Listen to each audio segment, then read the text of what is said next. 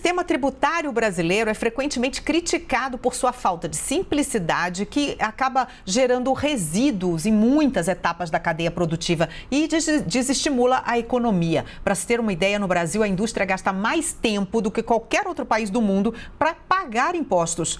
Por esse motivo, o setor vê com bons olhos a ideia de uma reforma tributária. Sobre esse tema, a gente vai conversar agora com os presidentes das federações das indústrias do estado de Minas Gerais, Flávio Roscoe, do Rio Grande do Sul, Gilberto Porcelo Petri, e de São Paulo, Paulo Scaff. Dou as boas-vindas a todos aqui ao Visão CNN.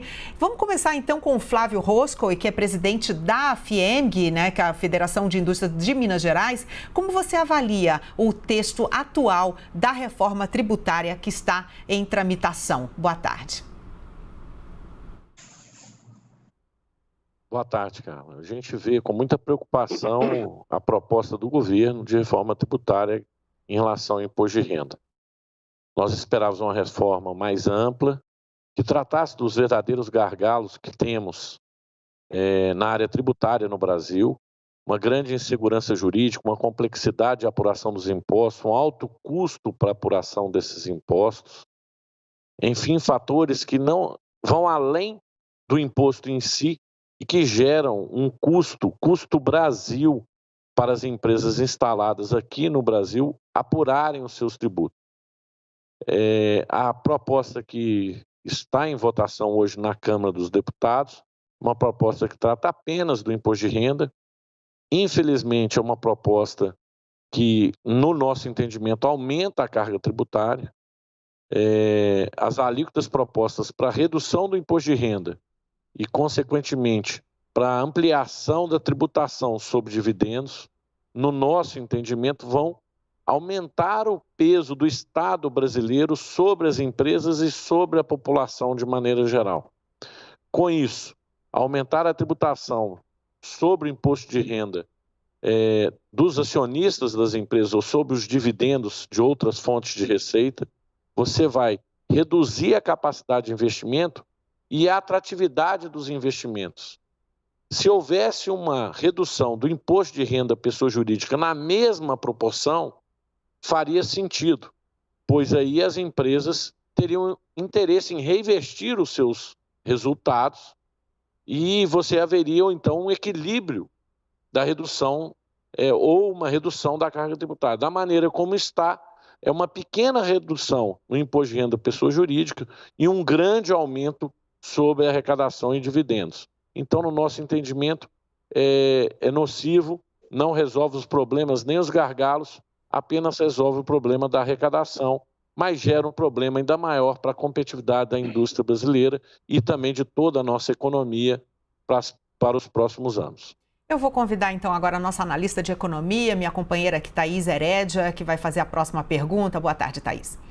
Carla, boa tarde a todos. Eu vou fazer a pergunta para o presidente da Federação de Indústrias do Rio Grande do Sul, Gilberto Petri. Gilberto, a gente sabe que o ICMS talvez seja a maior praga do sistema tributário brasileiro e ele representa também essa que é a maior deficiência ou a maior distorção do nosso sistema, que é a tributação sobre o consumo, que é injusta, que é acumulativa, é indireta, não é transparente e acaba sendo altamente regressiva, ou seja, quem ganha menos acaba pagando mais imposto no fim do dia.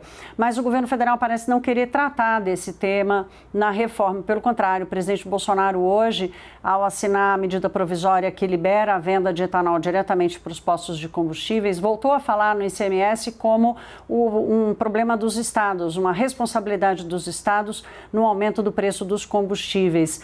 E eu queria lhe ouvir sobre isso, porque a indústria também é muito afetada pelo ICMS, porque ela é basicamente a tributação de bens e produtos. Esse é o imposto da tributação de bens e tributos. E queria lhe ouvir sobre este tema especificamente, o diálogo com o governo federal, com o Congresso Nacional, para avançar neste debate que pode sim promover uma mudança no sistema tributário brasileiro. Bom, boa tarde a todos, meus cumprimentos a vocês e aos meus colegas Paulo Scaff e Flávio Roscoe.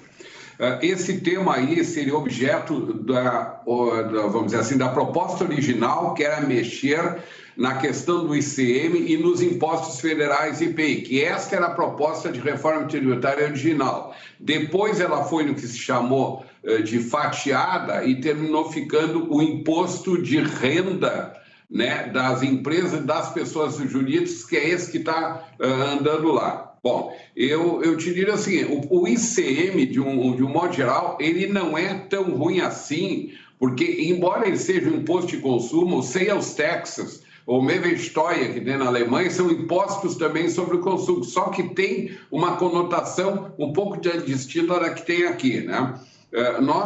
Os estados hoje, eles resistem muito a essa questão, porque o ICM foi usado para atrair empresas de outros estados na chamada guerra fiscal, levando aqueles que não tinham essas indústrias a oferecerem benefícios àqueles estados onde essas empresas estavam situadas. E aí começou a haver um problema geral, que foi a questão da transferência da onde produzia, que era no estado, vamos dizer, Rio Grande do Sul, foi para Goiás, ou saiu de São Paulo, foi para o Mato Grosso, e assim sucessivamente. Então, deu essa distorção toda nessa questão do ICMS. Então, nesse projeto original de reforma tributária, tipo a PEC 45, que nós trabalhamos muito na CNI, né? Isso aí era ajustado a partir do IBS, aquele Imposto sobre Bens e Serviços, que tinha uma conotação de ser cobrado no destino e não na origem. Porque se não na origem é muito simples, né? Tu tributa aquele ali que faz e o que não tinha passa a oferecer algum benefício para produzir lá e se oferecer esse benefício. Agora, se é no consumo, as pessoas têm que estar lá para consumir.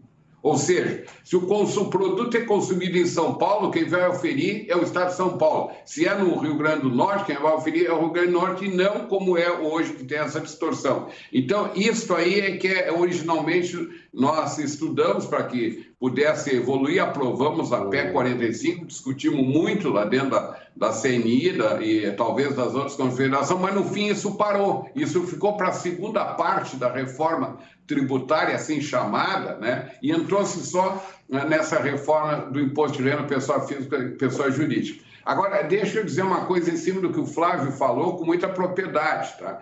Quando surgiu a reforma tributária, eu discuti muito na CNI, meus colegas sabem, o seguinte: quando tu faz uma reforma, alguém espera receber alguma coisa, alguém espera ganhar alguma coisa, né, para que haja um equilíbrio e não um aumento de carga tributária. Ora, eu disse de cara, se a nação tem déficit fiscal, os estados têm déficit fiscal, os municípios têm, a maioria deles, déficit fiscal, como é que eles vão resolver essa questão? E nós queremos pagamentos. Nós, a sociedade como um todo, nós, o empresariado como um todo. Como é que vão pagar menos?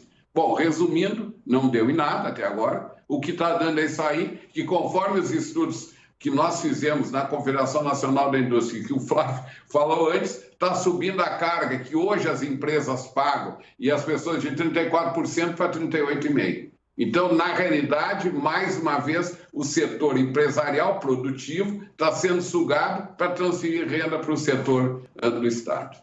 A gente trouxe aqui nesse formato hoje de painel essa entrevista em que a gente ouve 3 federações de indústrias, né? Minas Gerais, Rio Grande do Sul, e agora a gente passa a ouvir o presidente da Fiesp, Paulo Scaff, para conversar sobre os efeitos dessa reforma tributária que está em tramitação sobre a indústria. O que o senhor acha que a reforma tributária pode ajudar para reverter um processo de desindustrialização que a gente enfrenta hoje no país e que impactos ela pode trazer que possam beneficiar a indústria ou não, né? Como a gente está ouvindo, ou não.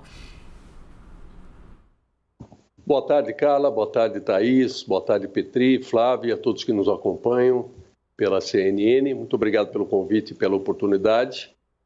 Como foi dito, o momento é inoportuno. O momento que você trata de uma reforma tributária é o momento que tem que ter disponibilidade, não escassez. Quando você tem escassez, é o momento de uma reforma administrativa para você reduzir gastos, reduzir despesas e enquadrar as contas. A reforma tributária está sendo tratada num momento como esse, é um momento errado, conceitualmente, porque todos os governos já tinham dificuldades, ainda mais com a pandemia, então momento inoportuno. Com esse momento inoportuno, naturalmente, se discute, o que se caminha numa direção que não tem a ver com aquilo que o Brasil precisa. O Brasil precisa mais competitividade. As pessoas, a expectativa da sociedade não é pagar mais impostos, é ter melhor qualidade nos serviços públicos e pagar menos impostos. E como foi dito aqui pelo Petri e pelo Flávio, no momento de escassez você não pode ter esperança de pagar menos impostos. Não seria errado, não, você discutir uma reforma tributária que custasse 100 bilhões de reais, ou seja, que beneficiasse a sociedade, reduzindo impostos para pequena, para média, para grande empresa, para as pessoas físicas. Seria certo. O momento é inoportuno para isso. Esse projeto que está sendo votado, eu creio que é aí que nós devemos nos concentrar, porque não adianta nós ficarmos falando de uma reforma tributária que não está existindo agora. O que está existindo é uma reforma do imposto de renda que vai entrar em votação na Câmara dos Deputados, talvez hoje, talvez não consiga ser votado hoje, vá para outros dias, com possibilidade de ser aprovado, já com mais dificuldade de não ser aprovado no Senado. Nós vamos trabalhar no Senado para que não seja aprovado, porque o projeto não é bom. O projeto gera insegurança jurídica. O projeto que está sendo discutido, ele onera, ele aumenta o custo para as empresas. Você pega empresas de lucro presumido, é uma simplicidade, é uma simplificação, facilita para as pessoas, principalmente para os pequenos, para os médios. Da maneira que está sendo colocado, mais do que dobra o custo do imposto para as empresas de lucro presumido. Uma empresa que paga 20%, ela vai ter uma pequena redução na pessoa jurídica e vai ter uma grande taxação de outros 20% na hora de distribuir dividendos. Existe uma série de pontos mesmo, por exemplo, uma outra questão, lucros acumulados. Então, empresas que não distribuíram, que pagaram as alíquotas altas de 34% e não houve distribuição, estão lá em lucros acumulados. De acordo com o projeto que aí está, a partir do ano que vem, esses lucros acumulados, para serem distribuídos, terão uma taxação de 20%. Isso é quase um direito adquirido. Quer dizer, aquele que distribuiu não vai pagar. Aquele que deixou na empresa, ele vai ter que pagar. Isso é injusto, não é? Então, a questão dos juros do capital próprio, o ressarcimento sobre os juros do capital próprio, e proibir esse ressarcimento, isso vai levar as empresas ao endividamento.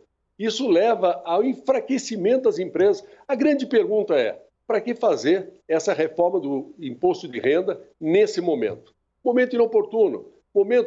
Nós ainda estamos numa pandemia. Para que nós vamos mexer numa área dessa onde não está modernizando, não está aumentando a competitividade do país, não está agilizando, não está atendendo os conceitos básicos da expectativa de uma reforma tributária, que é agilizar, baratear, aumentar a competitividade do país. A reforma tributária não pode ser também na visão da indústria, tem que ser numa visão ampla. No momento em que você tem uma reforma tributária, como está sendo aprovada, que não é uma reforma tributária, como foi dito, é uma reforma do imposto de renda, e está focado praticamente em pontos que não atendem os objetivos que a nação precisa, que não melhora a competitividade, não agiliza, não simplifica, não desburocratiza. Pelo contrário, vai haver uma taxação em cima da distribuição de dividendos, tanto para empresas pequenas, médias, grandes, empresas no lucro real, empresas que estão no lucro presumido. Muitas dessas empresas do lucro presumido, no passado, eram atividades informais, não pagavam impostos. E se encontrou esse caminho do lucro presumido, que é simples, é ágil, é fácil. Não se paga muito, mas se paga. E aí vai praticamente dobrar em alguns casos até mais do que o dobro vai aumentar para essas empresas. Então, a conta global pode até não aumentar a carga, a conta global. Mas o que interessa numa reforma tributária não é a conta global. Se vai atenuar para grandes empresas e vai prejudicar pequenas e médias, não serve. A reforma tributária, eu repito, nós não temos que ter vergonha de falar isso. Uma reforma tributária para um país tem que custar para o governo. O governo tem que estar em condições de oferecer uma reforma tributária que barateie, agilize, simplifique, modernize. E, para isso, não é no momento de escassez, não é um momento de falta. Momento de falta, você faz a reforma administrativa para economizar, para cortar, para você criar as condições mais favoráveis a uma reforma tributária. O momento não é esse. Eu espero que os deputados que sejam analisados esse projeto da reforma do imposto de renda essa semana, que tenham essa lucidez de não aprovarem esse projeto que vai ser aprovado. Perdão, esse projeto vai ser apresentado.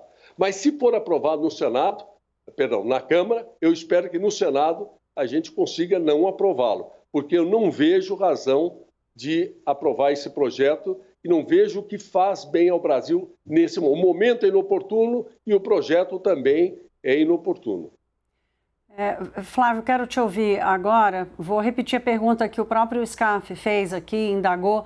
Por que o governo escolheu fazer essa reforma agora? Esse é um projeto que partiu de dentro do Ministério da Economia, foi elaborado pela própria Receita Federal, invertendo inclusive uma lógica de formulador de reforma tributária. Não pode ser quem arrecada, né? Tem que ser pensando na competitividade e na produtividade do país.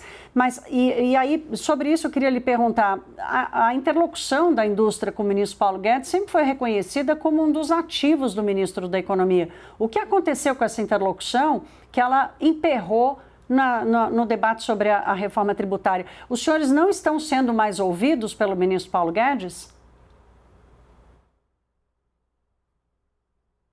O problema da reforma tributária é que ela mexe com todo mundo. Ela mexe com a União, com estados e com municípios. Mexe com os contribuintes, com as empresas, pessoas jurídicas e pessoas físicas. Então, por que estamos aí há décadas falando de reforma tributária e não estamos fazendo reforma tributária? Não houve nenhuma reforma tributária relevante. Você teve pequenos arremedos, como o que se ensaia agora. E que, na verdade, é cada novo ajuste, novo arremedo, como foi a mudança do PIS/COFINS, que foi a última que eu me lembro. Houve uma majoração da alíquota do PIS/COFINS significativa e, mais uma vez, a sociedade pagou mais tributo e você não fez a reforma que mereceria. Como o Paulo falou, um cenário de escassez. No cenário de escassez, o governo precisa do recurso, não quer abrir mão. Como ficou inviável a reforma tributária ampla devido à sua dificuldade política de estabelecê-la, e não houve aí sim diálogo com todos os atores necessários, se optou por algo que é um remedo, que essa é a reforma do imposto de renda, que vai atender o quê? O aumento da arrecadação que é necessário nesse momento. Agora, esse não é o momento também, apesar do governo estar precisando, da sociedade pagar mais uma conta. Era o momento da gente aumentar a competitividade e a produtividade. Então, sim, eu diria que precisamos de mais diálogo, mas esse diálogo já não existia, secretário? Com toda a sociedade. Desculpe, presidente, lhe chamei de secretário, desculpe. Mas esse diálogo já não existia? Quer dizer, aliás, ele sempre foi reconhecido como um bom diálogo entre os senhores e o ministro Paulo Guedes. O ministro Paulo Guedes não está levando em consideração esses pontos todos que os senhores estão levantando aqui? Olha, o diálogo que era traçado antes, a FIENG estava muito em linha com o Ministério da Economia, que era a desoneração da folha de pagamentos. Porque essa medida, de fato, estabelece competitividade para a economia brasileira, como o item principal da reforma tributária. A FIENG concordava e apoiava essa iniciativa. De repente, essa iniciativa ficou difícil o trâmite, e houve algo na chavinha que mudou. E, na verdade, estão falando de fatiamento da reforma tributária, o que é terrível na nossa percepção, pois você tem de ter uma reforma que o todo seja positivo. Ao fatiar, você perde essa noção do todo e você, a cada fatia, vai tentar aumentar o bolo do Estado. Então, como o Paulo bem disse, e o Petri, quer dizer, tem que ter retorno para a sociedade.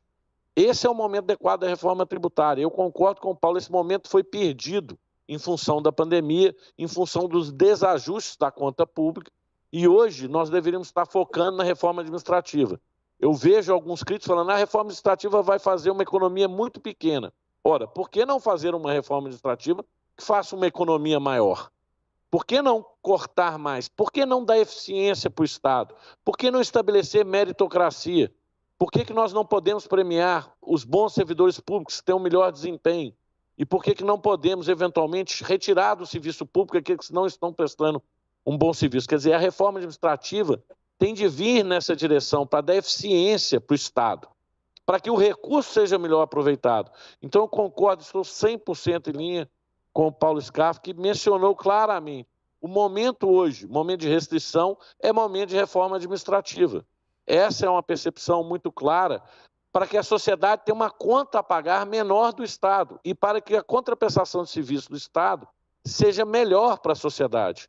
Nós temos muito recurso para a educação, embora a nossa educação seja de péssima qualidade.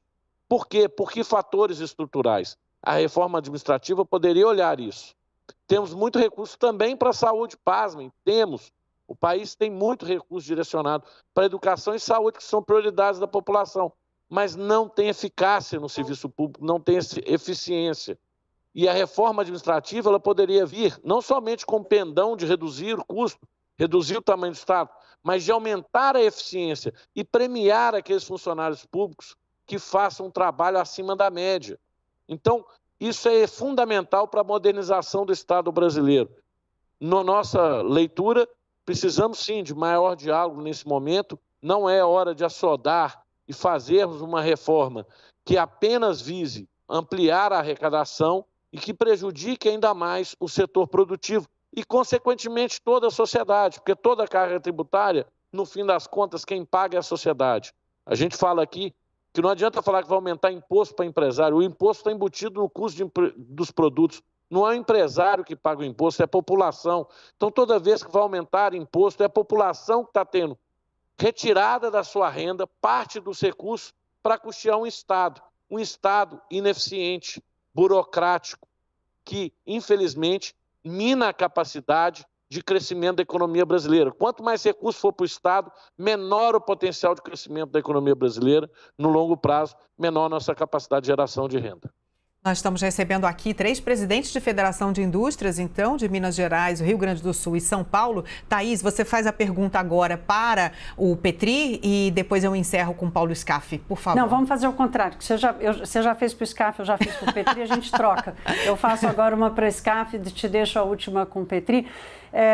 Scaff, eu vou lhe repetir um pouco ali a essência da pergunta que fiz ao Flávio, porque sabemos também da sua interlocução, tanto com o ministro da Economia, Paulo Guedes, quanto com o presidente Bolsonaro.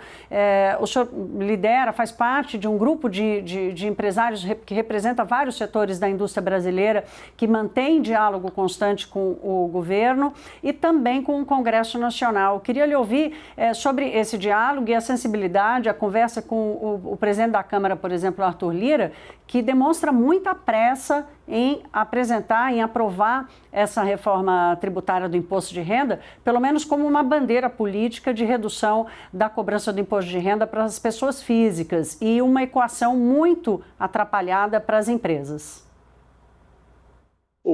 Thaís, você ter diálogo não significa que as pessoas todas pensem da mesma forma e nem decidam da mesma forma.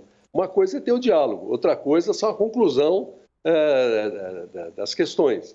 Então, não há dúvida que existe o diálogo, mas no que diz respeito a esse projeto, existe também uma total independência, democraticamente, das pessoas defenderem aquilo que entendem melhor. Se o Ministério da Economia, em especial a Receita Federal, quem foi lembrado aqui, que elaborou inicialmente esse projeto, entende que isso era bom, essa reforma do imposto de renda.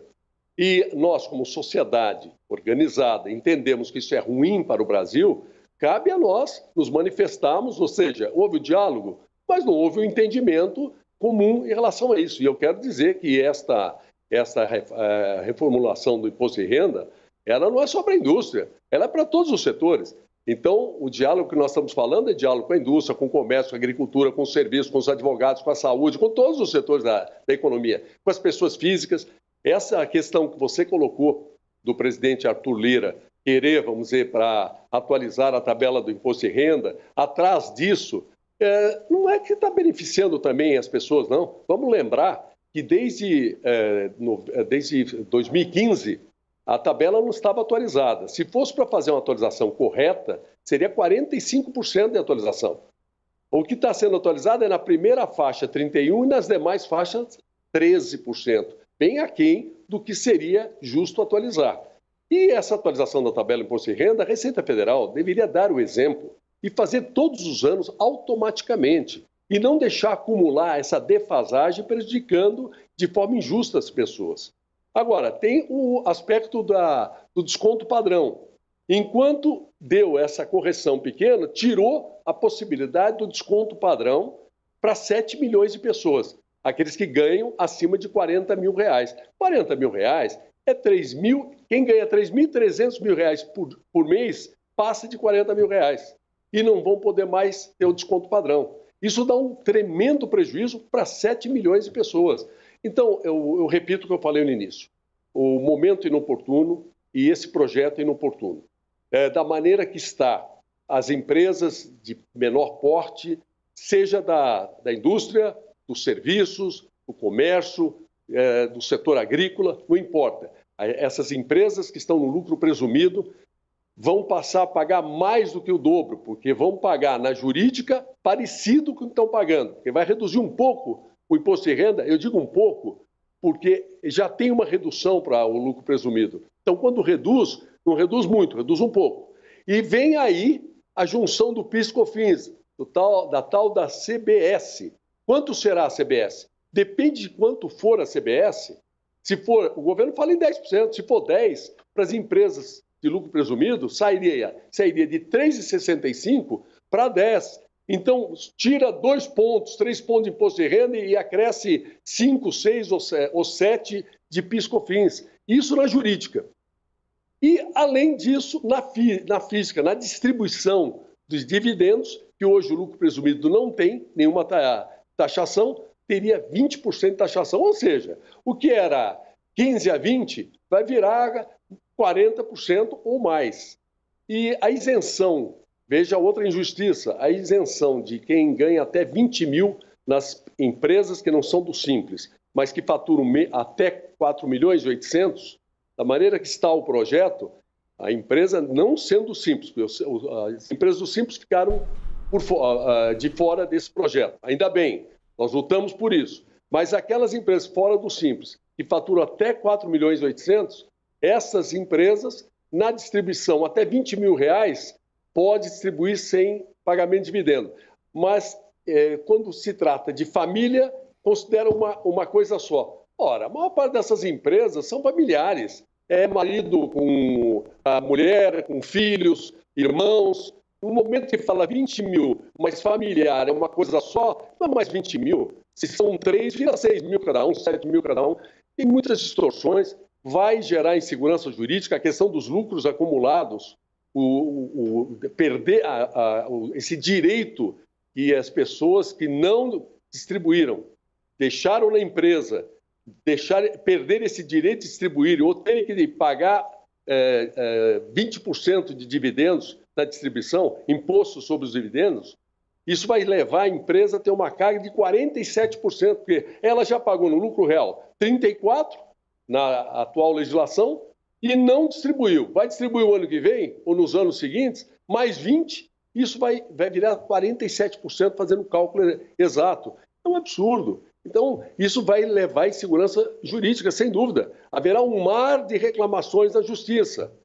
Será bom, com todo respeito aos advogados tributaristas, talvez para os advogados tributaristas, mas para a sociedade brasileira não será bom, não. E nem para o governo, e nem para as empresas, e nem para as pessoas físicas. Então, quer saber? O melhor, o Thaís, Carla e meus colegas, o melhor é que o nosso Congresso não aprove esse projeto. Se passar pela Câmara, espero que o Senado não aprove esse projeto. O momento, repito, não é oportuno. Vamos sim discutir uma reforma tributária no momento em que não haja escassez, que se possa fazer uma reforma tributária respeitando os conceitos básicos de uma boa reforma tributária, que é agilizar, modernizar, aumentar a competitividade, baratear, dar poder às classes produtoras e às pessoas de um país, beneficiar a nação, beneficiar a sociedade. Essa é a reforma tributária que nós queremos. fazer qualquer reforma e dizer que está fazendo uma reforma, nós abrimos mão dela. E vamos sim trabalhar uma reforma administrativa para reduzir gastos e dar competitividade ao Estado brasileiro, que precisa disso. Muito bem, então coube a nós, Gilberto Petri, a gente encerrar esse painel econômico que a gente está conduzindo aqui. E então nós já ouvimos bastante as críticas ao projeto, ao que está sendo apresentado hoje como reforma tributária. E eu gostaria de falar sobre como o mundo caminha para um momento totalmente diferente da indústria e do desenvolvimento. Inclusive, a gente vê a Europa com acordos e propostas históricas de zerar emissões, os Estados Unidos aprovando pacotes bilionários de modernização da indústria, de troca de matrizes energéticas por energia sustentável, enquanto nós aqui estamos vivendo problemas como falta de insumos para a indústria, estamos vivendo problemas na nossa energia também, com essa seca que atinge nossa principal forma de energia, que são as hidrelétricas, né? A gente ainda não fez essa transição, estamos bastante longe de fazê-la, estamos optando agora por pura necessidade, por termoelétricas, o que vai contra tudo que se está tentando no mundo no sentido de modernizar a indústria. Então, eu gostaria que o senhor falasse sobre os caminhos e como o governo pode ajudar, nesse momento, a indústria a entrar em compasso com o mundo. O mundo está caminhando para um novo momento da industrialização. Como nós estamos e como nós podemos fazer para não perdermos esse trem aí que já está sendo movido a energia mais do que nuclear, energia sustentável, extremamente dinâmico o momento que a gente está vendo no mundo. Muito bem. Eu faço essa avaliação, mas eu queria fazer duas constatações. Uma no negócio que o Paulo falou ali, que é o negócio mais impossível dessa reformulação do imposto de renda, é tributar os ganhos, os lucros acumulados. É um negócio inacreditável isso aí, quer dizer, eu deixei de distribuir para deixar no caixa da empresa, então está lá ajudando a empresa a precisar ir menos ao sistema bancário para conseguir dinheiro para tornar o seu negócio. Agora disseram que o que está lá atrás eu tenho que pagar. Ou seja, aquela máxima que se diz que no Brasil até o passado é imprevisível.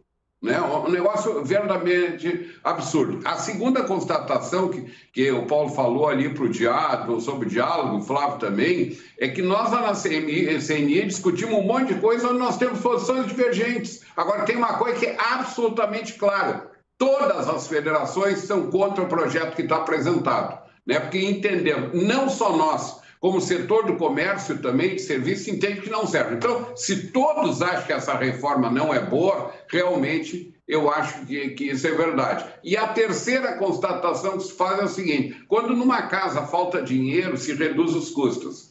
Quando numa empresa tem problema, não está vendendo alguma coisa, se reduz custos. O Estado tem que fazer o mesmo, que é o que o Paulo falou e o Flávio da reforma administrativa. Quer dizer, não pode só, bom, então nesse aqui não dá, nós temos que aumentar a receita para cobrir esses custos. Não, nós temos que reduzir os custos, senão não pode. Se as casas fazem, as pessoas fazem, as empresas fazem, por que o Estado não pode fazer? Então a afirmação deles é uma completa de razão. Bom, na questão essa do mundo, nós tivemos grandes mudanças, e a primeira que se constatou é que se viu que a China não pode continuar sendo o almoxarifado do mundo.